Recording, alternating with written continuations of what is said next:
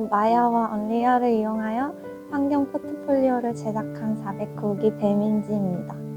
반복적인 삶을 살던 로봇이 나비를 발견하고 바깥으로 나와 더 넓은 세상을 마주하게 되는 이야기입니다. 콘티의 경우 제작을 하면서 많이 바뀌기도 했는데 결론적으로 나오게 된 이 짧은 이야기가 제 스스로 인생을 살아가는 방식이었으면 하는 부분도 있어서 결과적으로 어느 정도 만족하게 되었습니다. 처음 시작할 때 어떤 컨셉으로 할지에 대한 이미지 서칭을 했고 여기에서 마음에 들고 해보고 싶었던 컨셉을 정하면서 관련된 이미지를 찾고 전반적인 분위기에 대한 구성을 할 수 있도록 레퍼런스를 모으는 식으로 진행했습니다. 그리고 이제 어느 정도 느낌이 잡혔다 싶으면 사진 합성과 두들링을 같이 해서 대략적인 구도를 정하고 3D 프로그램상에서 간단한 모델링들로 블로킹과 간단한 라이팅을 같이 하면서 전반적인 분위기를 먼저 보는 식으로 작업을 진행했습니다.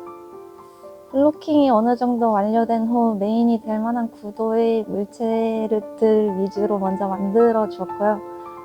블로킹 단계에서 디테일을 올릴 때 마야 외에도 다른 프로그램과 플러그인들을 사용하여 진행했습니다. 하드섭 오브젝트들은 마야의 기본 모델링 방식으로 전부 만들어 주었고 풀이나 나무와 같은 식물들은 스피드트리와 아이비 제너레이터 프로그램들을 사용해서 만들어주기도 했습니다. 기본이 되는 지형 지물을 만들 때에는 월드 크리에이터를 활용하여 스컬핑을 한 후 하이트맵을 사용하여 표현했고 케이블이나 파이프 같은 오브젝트들은 플러그인을 활용해서 빠르게 작업했습니다. 효과적으로 작업할 수 있게 다양한 시도들을 했습니다. 텍스처에 관해서는 주로 서브스텐스 페인터를 활용해서 했습니다. 텍스처 작업은 시간을 효율적으로 쓰기 위해서 두 가지 경우로 나누어서 작업을 했는데요.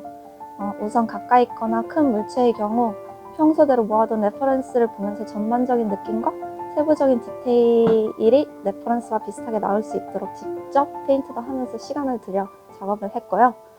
멀리 있는 작은 프롭들은 비교적 간단한 텍스처링으로 실내에서 주변 프롭들과 잘 어우러질 수 있도록 어느 정도 허용을 두는 식으로 작업을 했습니다. 라이팅과 룩뎁은 초반 블로킹을 할 때부터 후반 작업까지도 계속해서 조정해 나가면서 하게 되는 것 같습니다. 초반 분위기 컨셉을 잡을 때도 중요한 것 같고 텍스처 작업을 하고 나서 또 다르게 보이는 게 라이팅 룩뎁인 것 같더라고요. 후반 가서 조금만 조정해줘도 새로운 느낌을 주는 게 이 파트인 것 같아서 저도 끝까지 계속해서 수정해주면서 씬에 맞는 느낌을 찾아보면서 했던 것 같습니다. 후반 보정의 경우 우리 SF 필름스쿨 선생님이 도움을 많이 받아가면서 누크로 작업했습니다. 저희 누크 실력의 경우 부족한 점이 많았지만 덕분에 어깨에 너무나 많이 배웠던 것 같습니다. 여러 학원들이 포폴을 구경하기도 하고 상담도 받아보았는데 SF 필름스쿨의 포폴이 다른 학원보다 퀄리티가 좋다고 생각했고 이런 포폴을 작업하시는 분들과 같이 작업하다 보면 저 스스로에게도 동기부여가 되지 않을까 싶어서 오게 되었습니다. 학원 내에서 정기적으로 세미나도 열어주셔서 업계인 분들의 얘기를 직접 들을 수 있는 기회도 있어서 확실히 다른 것과는 차별화되는 점이 있다고 느꼈습니다. 사실 저도 CG를 해본 적이 없었기 때문에 많이 헤매지 않을까 싶었지만 초반 체계적인 정규 수업으로 기초를 다지면서 발을 들일 수 있었고 또 포폴반에 들어가서도 멘토 시스템이 있다 보니까 먼저 포폴을 작업하셨던 분들이 도움을 많이 주십니다. 저처럼 처음 시작하시는 분들도 걱정 없으실 거라고 생각합니다.